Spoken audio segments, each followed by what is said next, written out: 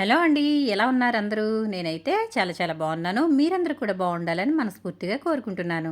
సుగుణ వంటింటికి స్వాగతం. ఈరోజు మన వంటింట్లో స్పైసీ ఫ్రై పీస్ బిర్యానీ ఏ విధంగా తయారు చేసుకోవాలో చూద్దామండి. ఇది చాలా టేస్టీగా ఉంటుంది. రెస్టారెంట్లలో టేస్ట్కి ఏమాత్రం తగ్గకుండా అదిరిపోయే టేస్ట్తో అయితే మనం ఫ్రై పీస్ బిర్యానీ ఏ విధంగా తయారు చేసుకోవాలో చూద్దామండి. మరి ఈ టేస్టీ స్పైసీ బిర్యానీ ఏ విధంగా తయారు చేసుకోవాలో చూద్దామా? Welcome back to my channel. నా ఛానల్ ఫస్ట్ టైం చూసిన వాళ్ళైతే లైక్ కొట్టండి.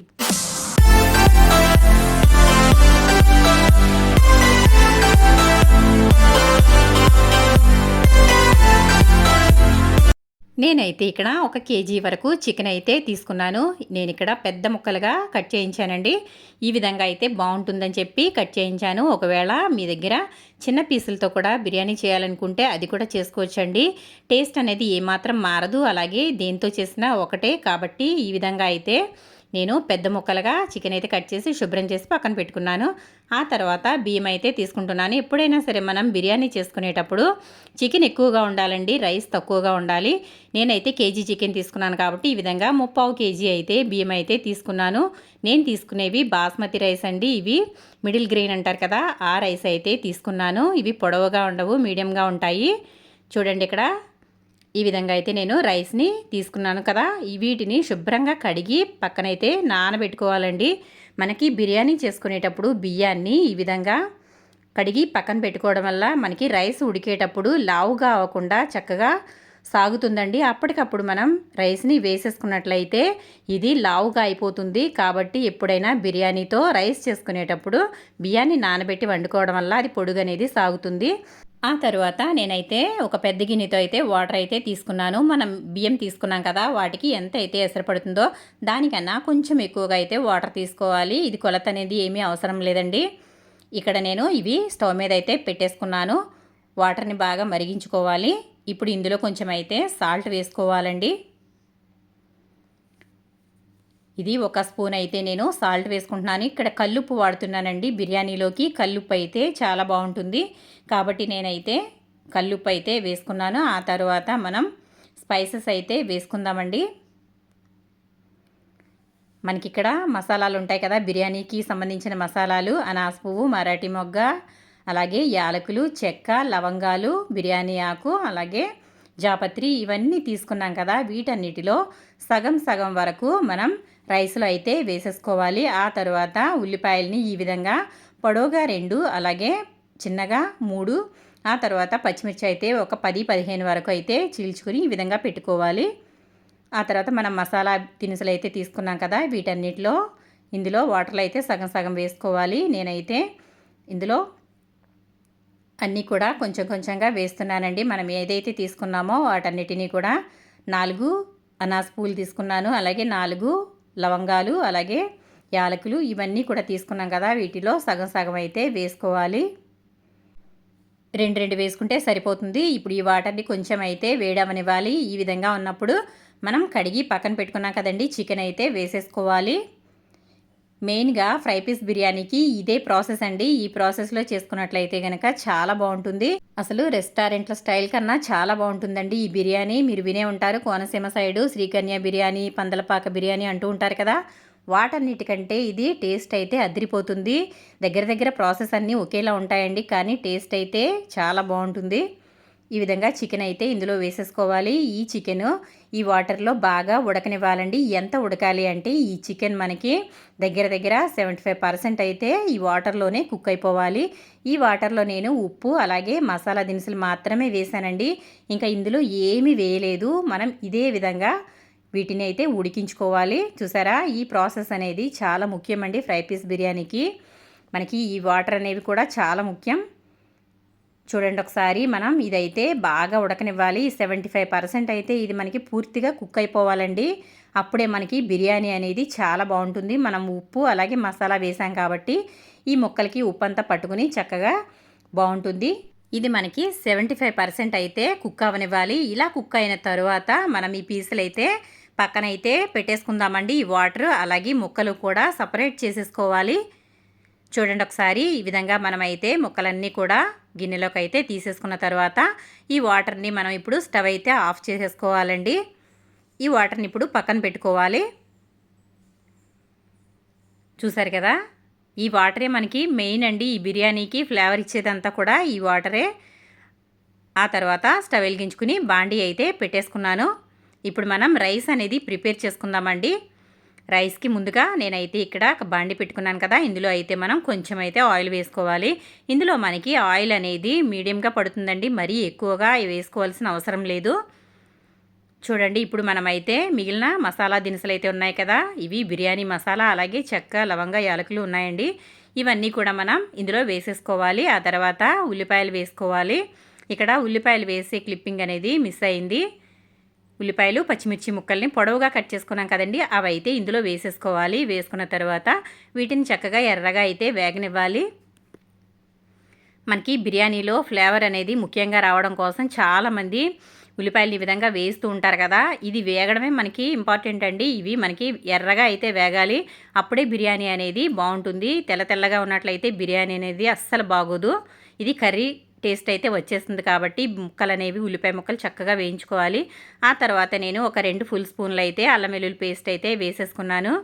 అంతేనండి, మనకి బిర్యానీలో ఇంకా ఏమీ వేసుకోవాల్సిన అవసరం లేదు. చూసారు కదా, మనం ఏమేసాం ఇందులో బిర్యానీ మసాలా, అలాగే చెక్క, లవంగ, యాలకులు వేసాము, అలాగే ఉల్లిపాయలు, పచ్చిమిర్చి వేసుకున్నాం. తర్వాత అల్లం వెల్లుల్లి పేస్ట్ అయితే వేసాము. ఇది బాగా ఎర్రగా వేగాలి. అల్లం వెల్లుల్లి అనేది పచ్చివాసన పోయే వరకు వేయించుకోవాలి. ఇప్పుడైతే మనం 2 నిమిషాల తర్వాత చూసుకుందాము. చూసారు కదా, అల్లం వెల్లుల్లి అనేది మనకి మంచి కలర్ అయితే వచ్చేసింది. ఇప్పుడు ఇదంతా కూడా ఈ విధంగా వేగిపోయిన తర్వాత ఇందులో మనం కొంచెం కొత్తిమీర, పుదీనా అయితే వేసేసుకుందాము. కొంచెం అయితే కొత్తిమీర వేస్తున్నాను, అలాగే పుదీనా కూడా కొంచెం అయితే వేసుకుంటున్నాను. ఇందులో మనం షాజీరా వేసుకోవాల్సిన అవసరం లేదండి. షాజీరా అసలు వేయకూడదు ఇందులోని. షాజీరా వేసినట్లయితే టేస్ట్ అనేది పూర్తిగా మారిపోతుంది కాబట్టి నేనైతే ఇక్కడ వేయడం లేదు. ఇవి ఉంటే సరిపోతుంది. ఇదంతా కూడా ఒకసారి బాగా కలుపుకోవాలి. కంపల్సరీగా పుదీనా అలాగే కొత్తిమీర వేసుకోవాలండి, అప్పుడే ఫ్లేవర్ అనేది బాగుంటుంది. ఈ విధంగా ఇది కూడా కొంచెం వేగిపోయిన తర్వాత ఇప్పుడు ఇందులో ఎసరు అనేది వేసుకుందాము. మనం ఇందాక ఉడకబెట్టుకున్నాం కదండి చికెన్లో వాటరు, ఆ వాటర్ అయితే మనం ఈ విధంగా వేసుకోవాలి. ఎసరు చూసారా, మనకి బిర్యానీ అనేది ఫ్లేవర్ దీంతోనే వస్తుందని చెప్పాను కదా, ఇదేనండి. చికెన్ని ఈ విధంగా ఉడికించుకున్న తర్వాత చికెన్ స్టాక్ ఉంటుంది కదా, అదైతే మనం వేసుకోవాలి. మనం బియ్యం ఇదే గ్లాస్తో 3 గ్లాసుల బియ్యం అయితే తీసుకున్నాం కదా, వాటర్ ఇప్పుడు 4.5 వేసుకోవాలండి. ఎప్పుడు కూడా 1కి 2 అనేది వేసుకోకూడదు, 1కి 1.5 మాత్రమే వేసుకోవాలి. నేనైతే గ్లాసు ఈ కప్పు ఒకే కొలతండి.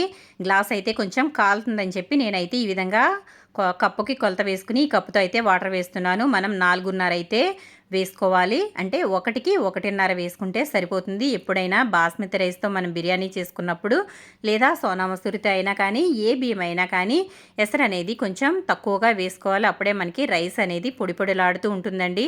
ఉడికిపోయిన తర్వాత కొంచెం దమ్మిచ్చేస్తే చక్కగా పొడి పొడిలాడుతూ వచ్చేస్తుంది రైసు. ఈ విధంగా వేసిన తర్వాత ఇప్పుడు కొంచెం అయితే ఉప్పు వేసుకుందామండి. మనం ఇందులో ముందుగా చికెన్ ఉడికించుకునేటప్పుడు ఉప్పు వేసాం కాబట్టి ఇందులో కొంచెం చూసుకుని అయితే వేసుకోవాలి. నేనైతే ఇంకొక స్పూన్ వరకు వేస్తున్నానండి. మనం కల్లుప్పు వేస్తున్నాం కదా, ఇది కొంచెం ఎక్కువగానే ఉప్పగా ఉంటుంది కాబట్టి నేనైతే చూసి వేశాను. ఎక్కువైతే తీయలేం కదండి, తక్కువైతే మళ్ళీ వేసుకోవచ్చు కాబట్టి నేనైతే తగ్గించి అయితే వేశాను. ఇప్పుడు మూత పెట్టుకుని ఎసరైతే బాగా తెరల కాగనివ్వాలి. చూడండి ఒకసారి ఏ విధంగా మనకి ఎసరు అనేది మరుగుతుందో. ఈ విధంగా అయితే ఎసరిని బాగా మరిగించుకోవాలి. ఇంకా ఇందులో ఏమీ వేసుకోవాల్సిన అవసరం లేదండి. మనం వేసిన మసాలాలు కరెక్ట్గా సరిపోతాయి. మనం కడిగి నానబెట్టుకున్నాం కదా, బియ్యం అయితే ఇందులో వేసేసుకోవాలి. వాటర్ అనేవి ఏమాత్రం రాకూడదు, ఎందుకంటే మనకి ఎసరు కరెక్ట్గా వేసుకున్నాం కాబట్టి. బియ్యంలో ఉండే వాటర్ వేసుకున్నట్లయితే అన్నం అనేది ముద్దగా అయిపోతుంది కాబట్టి వాటర్ అనేవి ఏమీ రాకుండా బియ్యాన్ని మాత్రమే వేసుకోవాలి. ఇప్పుడు ఈ వాటర్ని అయితే వంచేసుకుందామండి. చూసారు కదా, వాటర్ ఏమీ లేకుండా ఈ విధంగా బియ్యం అయితే వేసేసుకోవచ్చు.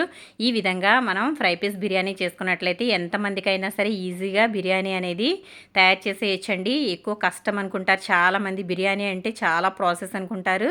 చాలా సింపుల్గా టేస్టీగా అయితే బిర్యానీ ఈ విధంగా మనం తయారు చేసేసుకోవచ్చు. చూసారా, ఇప్పుడు ఈ బియ్యం వేసాం కదా, ఇప్పుడు మనం ఒకసారి అయితే కలిపేసుకొని మళ్ళీ మూత అయితే పెట్టేసుకుందాము. ఇది సగం ఉడికే వరకు హై ఫ్లేమ్లో పెట్టుకోవాలి, ఆ తర్వాత సిమ్లో అనేది పెట్టుకోవాలి. మనం అదైతే వేరే స్టవ్ మీద పెట్టుకుని నేనైతే ఇంకొక స్టవ్ మీద ఇంకొక గిన్నె అయితే పెట్టేశాను. మనం ఫ్రై చేసుకోవాలి కదా, కాబట్టి ఈ గిన్నె కొంచెం వేడైన తర్వాత ఆయిల్ అయితే వేసుకుంటున్నాను. మనకి ఫ్రైకి ఎంత అయితే ఆయిల్ సరిపోతుందో అంత అయితే ఆయిల్ వేసుకుందాము. మనం కేజీ చికెన్ తీసుకున్నాం కాబట్టి కొంచెం ఆయిల్ అయితే ఇందులో వేసానండి. మనం రైస్లో చాలా తక్కువ వేసాం కదా, కాబట్టి ఈ విధంగా అయితే ఆయిల్ వేసుకున్న తర్వాత మన ఉల్లిపాయలని చిన్న ముక్కలుగా కట్ చేసుకున్న ఉల్లిపాయలు ఉన్నాయి కదండి, అవి అయితే ఇందులో వేసుకుని బాగా వేయించుకోవాలి. మంచి ఎర్రగా వచ్చే వరకు అయితే వేయించుకోవాలి. అంటే బ్రౌన్ ఆనియన్స్ లాగా కాదండి, బాగా కొంచెం వేగితే సరిపోతుంది. ఇప్పుడు మనం స్టవ్ మీద అయితే రైస్ ఉంది కదా, ఒకసారి అయితే చూద్దాము. మనకి రైస్ అయితే రెడీ అయిపోయిందండి. చూసారా, రైస్ అయితే చక్కగా పొడి పొడిలాడుతూ వచ్చిందండి. ఇది మనకి కర్రీ అయ్యేలోపు దీనిని అయితే మగ్గనిద్దాము.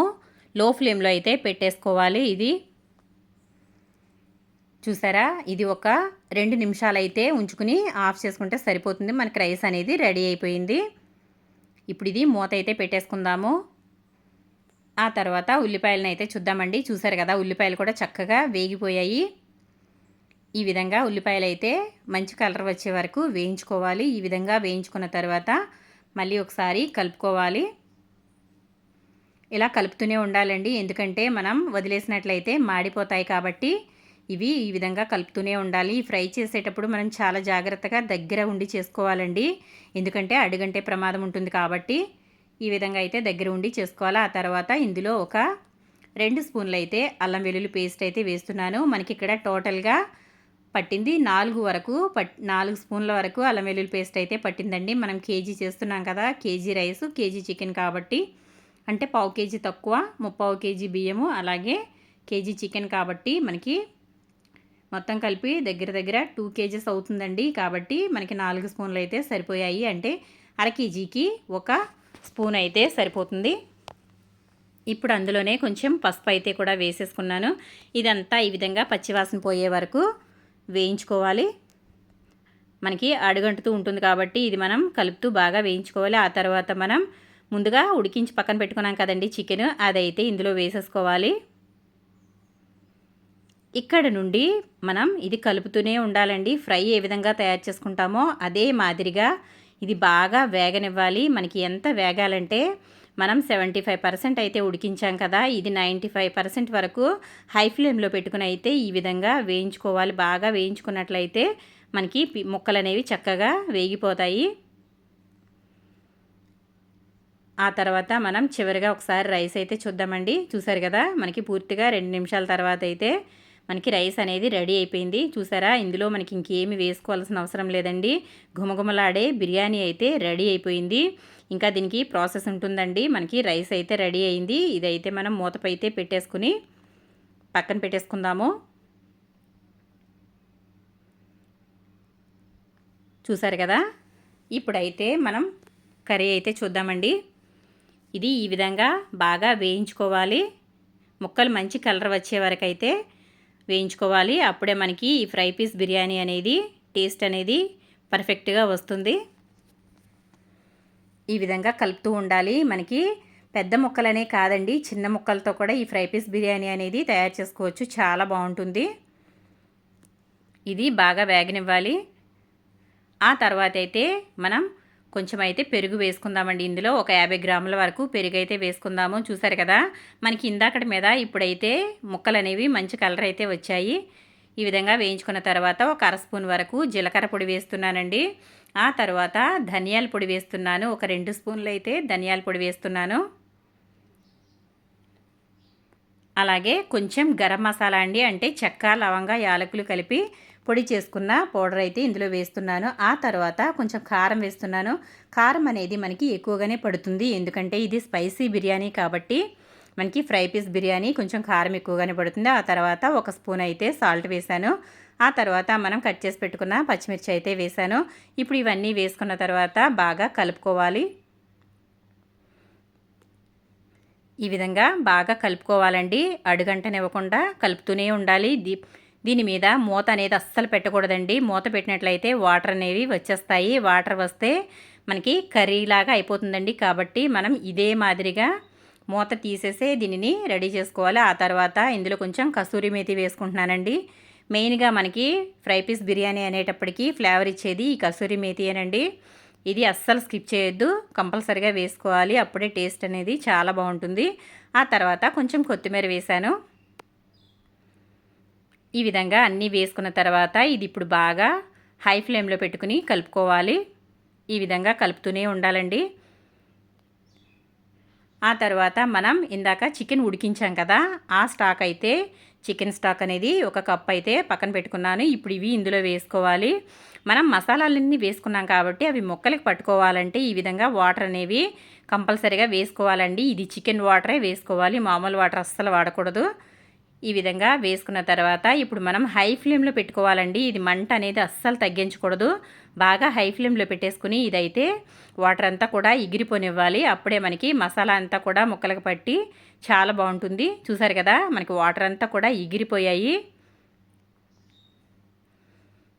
ఈ విధంగా మనకి బాగా దగ్గరగా అయితే వచ్చేయాలండి. చూసారు కదా, మనకి ఇది ఎలా ఉంది, చూడటానికి ఫ్రై లాగా ఉందండి. మనకి ఈ మాదిరిగా అయితే అయిపోవాలి.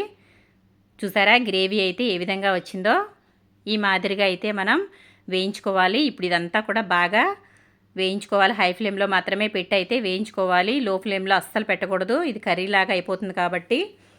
ఈ విధంగా ఒక 2 నిమిషాల పాటు ఉడికిన తర్వాత మనం చివరగా కొత్తిమీర అయితే వేసుకోవాలండి. కొత్తిమీర వేసుకున్న తర్వాత ఇప్పుడు మనమైతే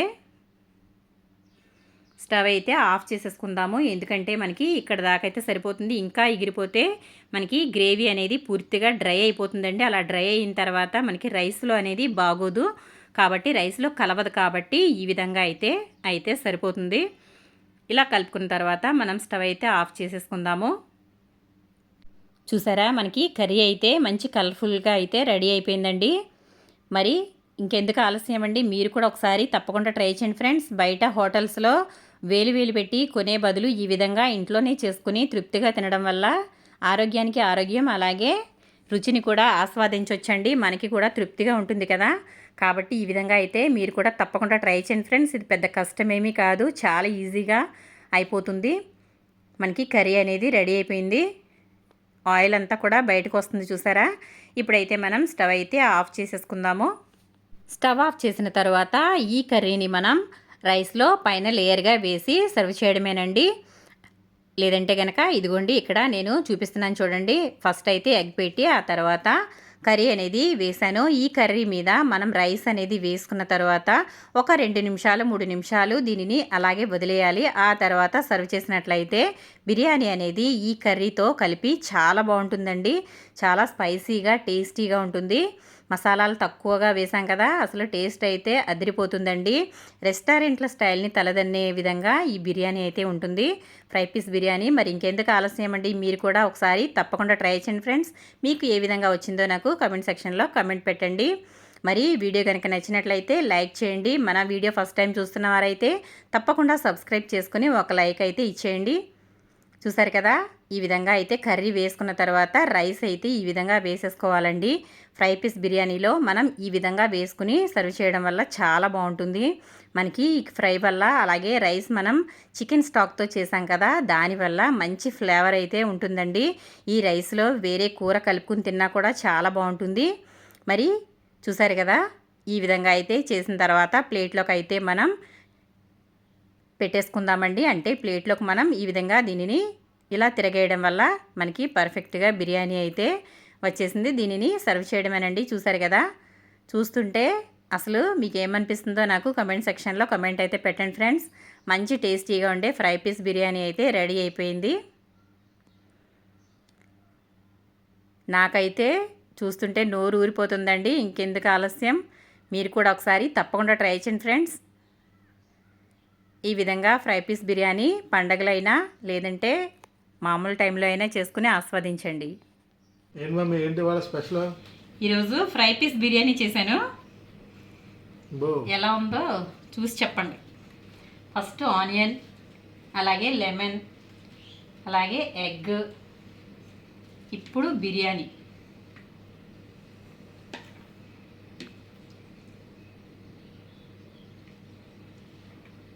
స్మెల్ సూపర్, అదిరిపోతుంది. మరి ఏంటనుకున్నారు, ఫ్రై పీస్ బిర్యానీ ఈరోజు మన ఇంట్లో. లెగ్ వేసుకుంటారా? చూస్తుంటేనే నోరు ఊరిపోతుంది. తింటే కూడా అంతే బాగుంటుంది. ఇదిగో లెగ్ పీస్. ఇదిగో రైస్ తినండి. ఎలా ఉందో చెప్పాలి ఇప్పుడు.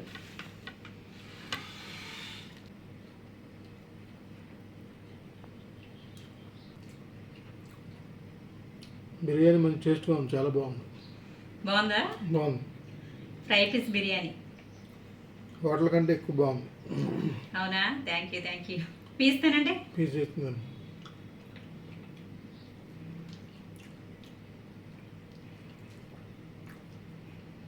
ఉడికిందా పీసు?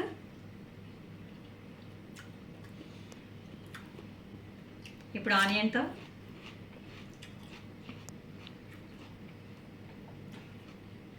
నిమ్మకాయ కొట్టుకుంటా.